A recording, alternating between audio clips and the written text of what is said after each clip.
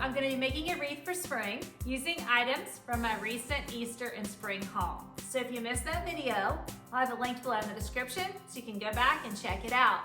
I'll be working with grapevines and florals, and you'll have to stay to the end to see how it all turns out. I'm so glad you're here. Let's get started. I want to go over what we're going to be working with. An 18-inch wreath, a 14-inch wreath. We have some 8-inch. One doesn't say on it, but I'm assuming about a 6 or 5, somewhere in there. And then we have florals from Walmart, another rose stem, a cabbage rose. We have some florals from Michael's, so different hydrangea stems, floral wire, also from Michael's. This is the Ashland brand, both in the brown and just different thicknesses. This one is an 18 gauge and this one is a 26.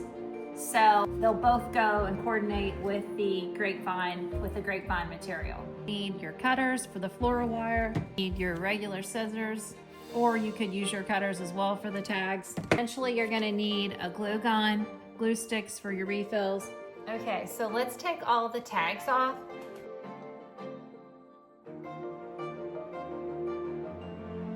So what I'm trying to do is I want to take these two bigger wreaths and I'm going to hook them together here, centering the top smaller one on the larger, bigger bottom portion. I'm going to get my thicker wire again. Decided to go up through the grapevine versus coming underneath the entire wreath. I want to go up through it.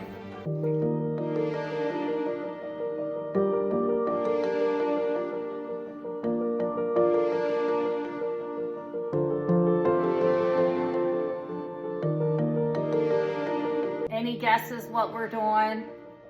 Okay, now I want to take these two packs of this size wreath, which we said 8-inch.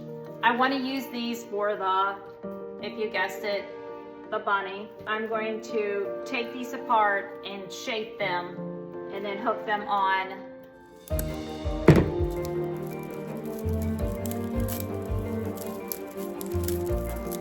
Now we have the 2-pack apart.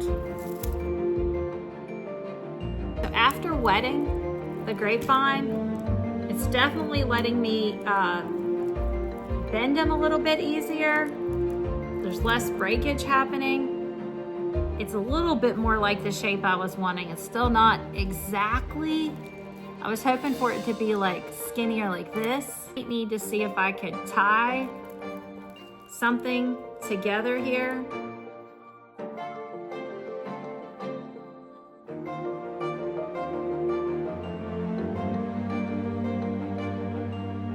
Easter and spring haul, I had talked about the grapevine. I didn't say exactly what I was going to do with it, but I did say that I was trying to get the same amount of grapevine wrapped into each one. And when I bought this 2-pack, I was like, okay, this is more the same width, or this is more of the equal amount of grapevine. But I've had so much trouble trying to get this to go into this. I think I might just let it go with the smaller ears versus trying to cut another 2 of these and trying to bend them. I think I'm just going to try to leave it have thinner ears. Okay, let's compare the 2. Okay, any guesses what this size is for? The smallest of the grapevine wreaths. Again, this is what we have so far. And then now we need to attach the ears.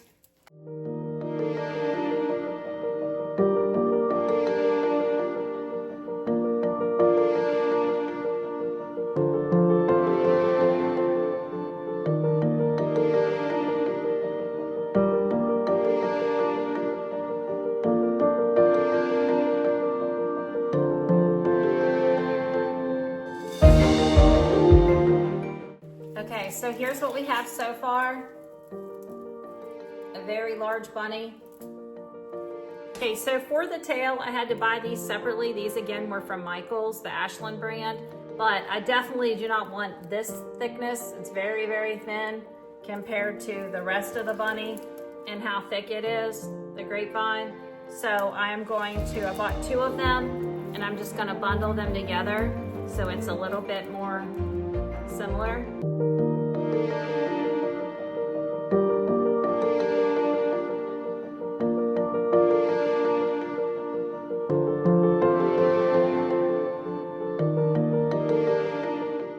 What I have, here's our bunny form, a wreath bunny form. And now I'm going to add embellishments of the florals on it to liven it up a little bit. But I'm gonna leave most of the grapevine exposed. It's really large hydrangea. Also, remember I shared in my haul, so if you missed the haul, I'll have it linked below in the description and you can go back and watch it. But the ones from Michaels are the Ashland brand, and with the time when I bought them, they were 70% off. I bought these. These are hydrangea stems as well, 2 of these, and they're from Michaels, to use them in the bunny ears. All right, I'm gonna have to take these off. Okay, so something like that. Put the other one off. And these would have been nice to just have in some kind of vase or a pot. They're really nice. I was planning to put something at the base of one of them because it's going to be a girl bunny.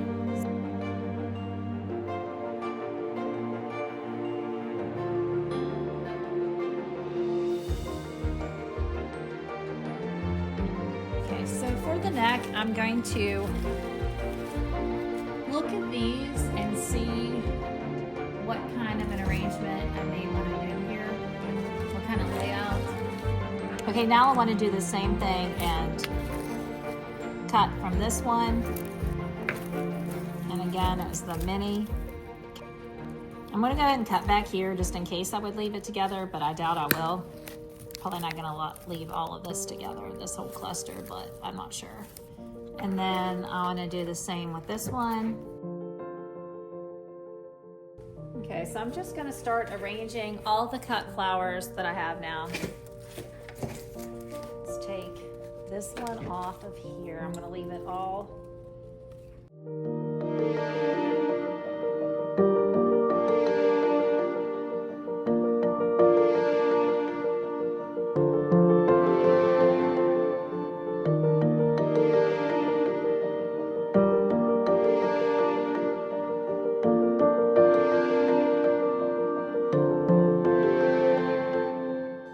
So I'm thinking I want to have 2 here as the center, since this is such a large scale bunny versus only having 1.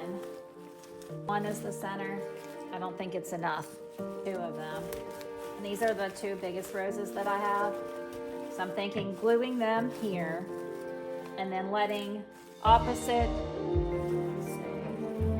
here, small one coming out here, opposite here, this one down, this one up, and then fill in with some of the other greenery and colors. Well, and actually if I use this, which isn't near the quality of the ones from Michaels, it would tie in the ears. And if they're pushed together, then it won't show the flimsiness to it or the floppiness. And actually, did I leave the greenery on that? I don't want that on there.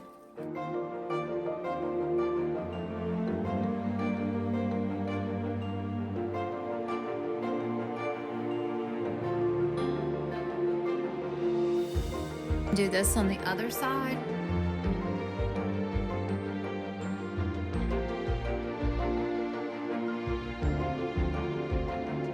It's a lot to it, but it is a big wreath. It's a big bunny. So I think it kind of needs a lot.